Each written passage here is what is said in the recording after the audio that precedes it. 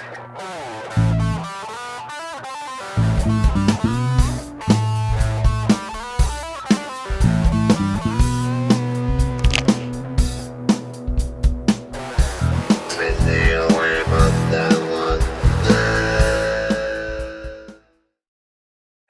everybody and welcome back to another video game analysis.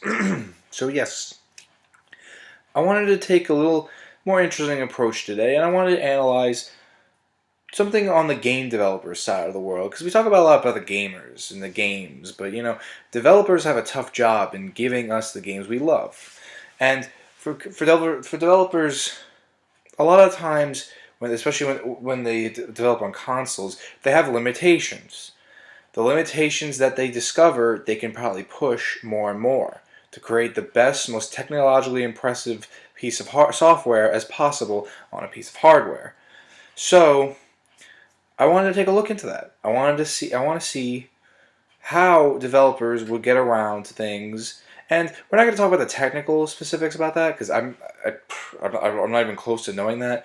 But I would like to point out some changes you see between early console games and later console games, and we're going to be using the NES, the Super Nintendo, and the N64, the first 3 generations of Nintendo consoles, and to show off what they've done to push the hardware. The original Super Mario Bros. Introduced a lot of things the NES did to modernize the idea of a side-scrolling platformer. And this was amazing to gamers back in the day because we got to see whole scrolling worlds. This wasn't on one television screen at a time. It kept scrolling, it kept moving, and we had so many levels to play and so much to explore. However, Nintendo did face limitations when they designed this game. As there's this famous thing called Cloud Bush from this game, where the bushes and the clouds are the exact same drawing posted on the background, just different colors. And as you can see, the background doesn't really do much for you. It's not really much to care about, because it stands still, it moves with you, it does its job. You know, you can't go, there's nothing to complain about. It just does its job. The idea of power-ups, changing sprites in between these were incredible triumphs of hardware and of consoles, and this is really what broke the mold and ended that horrible gaming crash of '83 that became so famous. And with that, this is the first of many games that will try to perfect this style and begin a new course in NES programming, which evolves into something I wanted to show using Kirby's Adventure. Kirby's Adventure, it's weird, it came out when the Super Nintendo was out, but they made it as an NES game, which I never really understood, but you know, I guess maybe it was still early for the Super Nintendo, they wanted to sell more cartridges, and everyone had an NES back then. But yes, as you can see, there's a lot more in the background. Kirby, rather than being a bunch of pixelated squares put together like Mario was in the first game, he's drawn out as an entire. They give him an outline, and then they color him in. And as you can see, his colors slightly change with each power-up. He has a lot more powers than Mario was capable of, and there's so much more going on in the background. There's even some animation going on. It's amazing what they were able to. This is the same exact hardware they made Super Mario Bros. 1 out of, and years of perfecting and years of finding ways to make things more presentable, look more impressive and whatnot. I always think this is the best looking NES game. That's why I've chose that. Well, one of them anyway. It's really cool what they pulled off. I mean, the slowdown here isn't that great, but you gotta appreciate there's no sprite flickering or anything. They truly perfected their craft here, and it left a lot of room for the Super Nintendo with its more power to introduce new ideas and to really work on what we now know as the ultimate hardware limitation for the NES. Super Nintendo can take off from there, and that's where progress happens in gaming. So I bet you're wondering, what's the big deal? No duh that game developers get better and better at developing for a console. Well, I think it's important to talk about this because it is something gamers should be aware of and have in their minds. Because it's very joyous to see how a console expands and grows. And when you see an early game, and when you see a console, you want its success. You want to see what will happen. You want to see how it'll grow as a console, what new gameplay ideas and graphical ideas have emerged, and how the game world modernizes more and more with each generation. Now, you don't want. Now, it's sad when a console, like the Dreamcast is a perfect example, gets their life cut short because of low sales. But it's good to see a game console with a long lifespan because developers should want to see what they can do with it and how much power they can pack into it as much as possible. I remember when Mario Kart 8 came out, I was reading an interesting interview with the people making the game, and they were saying we made sure we put every amount of power we can put into that Wii U, but we still feel like we're not. There's still a lot of potential left in the console. It's when you see a new computer or hardware to program for. It's a new world. It's something new to explore. You know where to start because the last console ended at one point. You knew where to start. So from there, you figure out where to go on, and that's really important for gaming progress.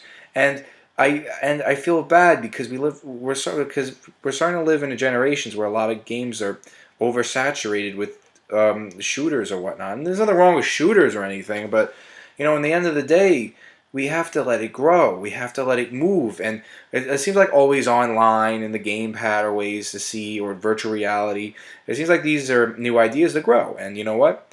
If it's a failure, it's a failure, but we're going to let it see where it goes because this is how gaming grows. And we're going to continue this idea with the Super Nintendo.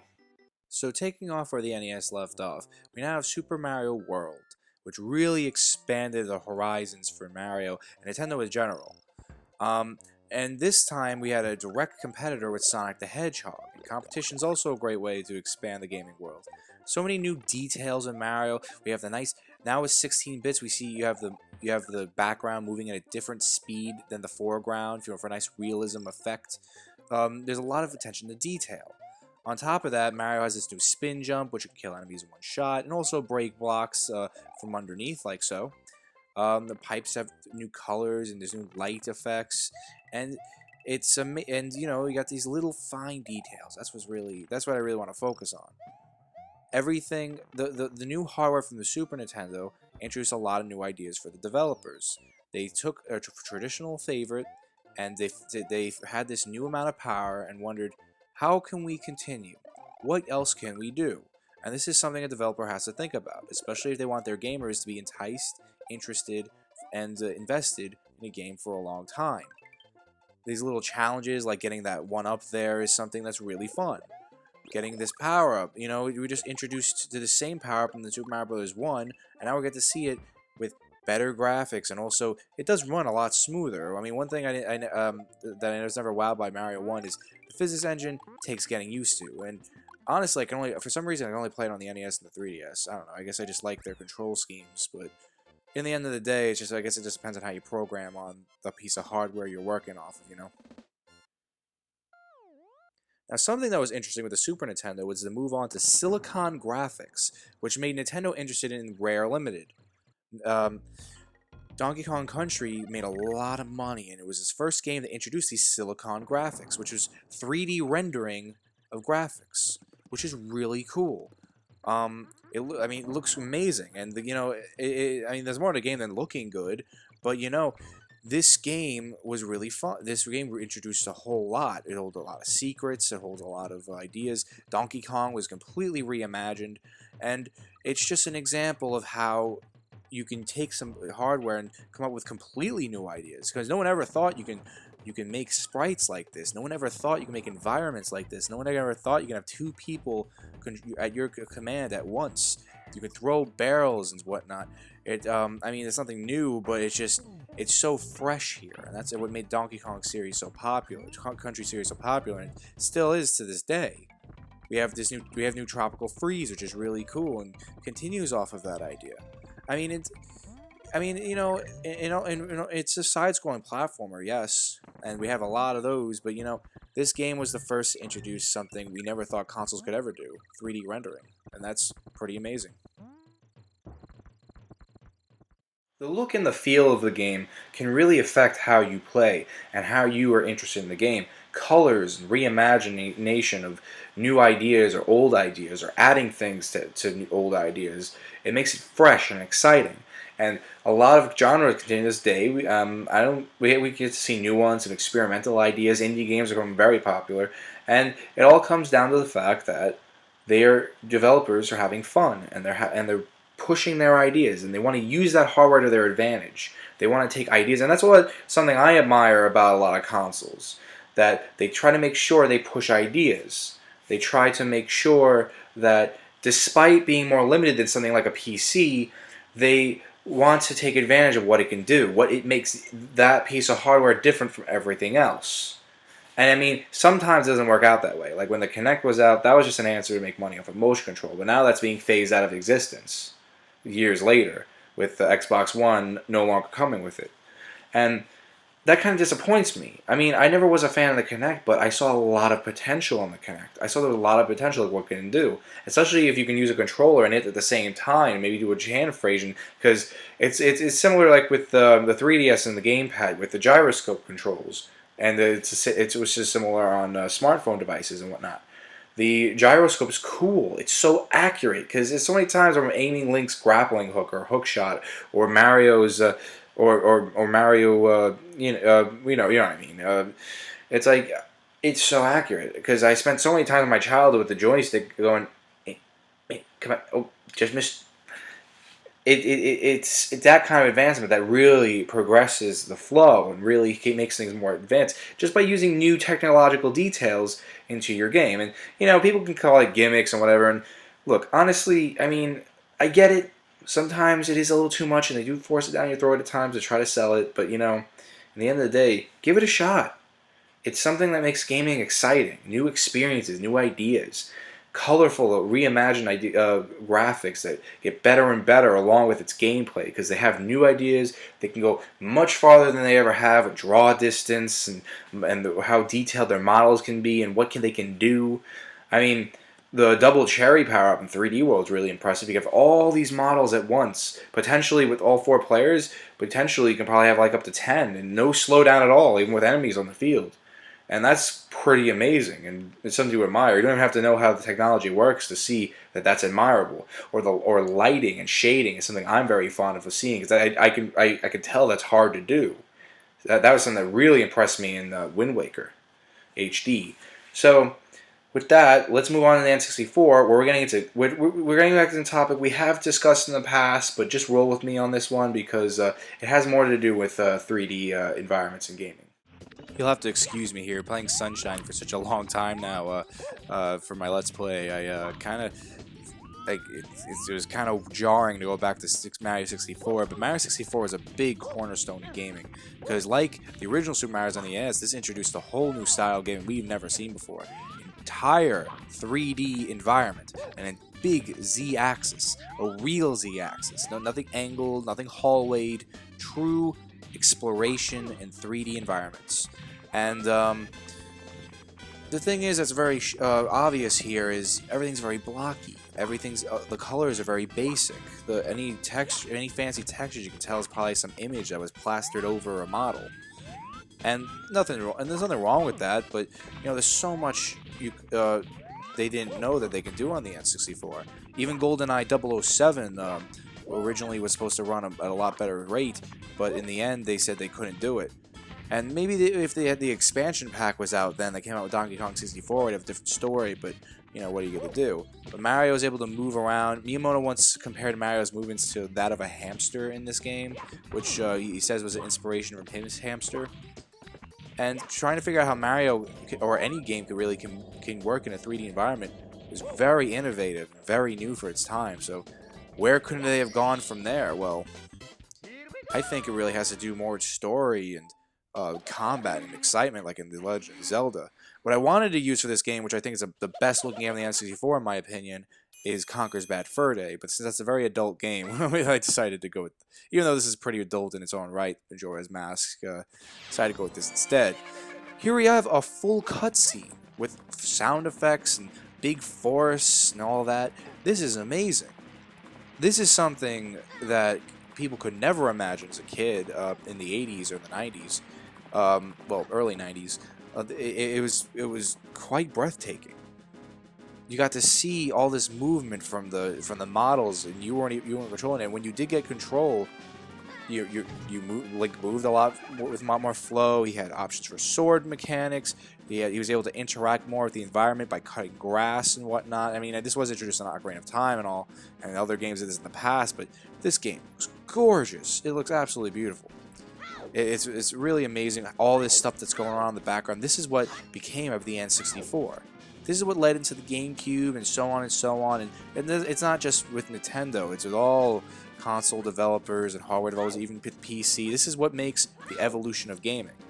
And it's really an amazing thing. So yeah, that's that. It is important to learn how developers push the hardware, and that's the term I like to call it, because imagination is an incredible thing, and that's something that game developers get to use all the time to create fun games for us. And you have to make sure you can fit your imagination to the limits of a box, because the problem is there's a fine line between imagination and reality. You want imagination to flourish. You want it to be true. You want to go everywhere, because that's what creates progress. And that doesn't just go for gaming. It goes for everything in life. But gaming defines it pretty well, because you can see it for yourself as a gamer. We get to watch these consoles grow, and we get to watch the progress of gaming and how developers come up with new ideas or ways to get around limitations. And that's really impressive, and that's what helps gaming grow, and that's what really impresses people generation by generation by looking at a game going, wow, that's the best looking thing I've ever seen. And then you're going to think years later, that was the best looking thing I ever seen. Because, you want new experiences, and you want to be more and more impressed and more involved into what a gaming can do. And there's arguments that the more realistic a game looks, the less imagination you put into it. I only disagree with that to a point, because I have to say that you don't want to be too much realism. The brown, gray, dark, all that, the shooters and whatnot. Nothing wrong with them. Just saying, give us an example. Those can be a bit of a problem because they don't look. It doesn't take imagination to look at it. I can go outside and look at a forest, but if games have color and rich imagination put into the world around you, that is what still has the imagination in there. So I just want to put that 2 cents in for a little bit. But next time, I want to talk about Mortal Kombat. We're going to do a social analysis on these games, and boy, is there a lot to talk about with that one. So, yeah, lots to do. So thank you all so much for watching. As always, if I've missed anything, if there's anything I should have added, if there's anything I got wrong, please correct me or add any information you want, because I'd really love to hear it. Thank you all so much for watching. I've been Billy, your video game analyzer. Have a good day, good night, whenever you're watching this, and I'll see you next time.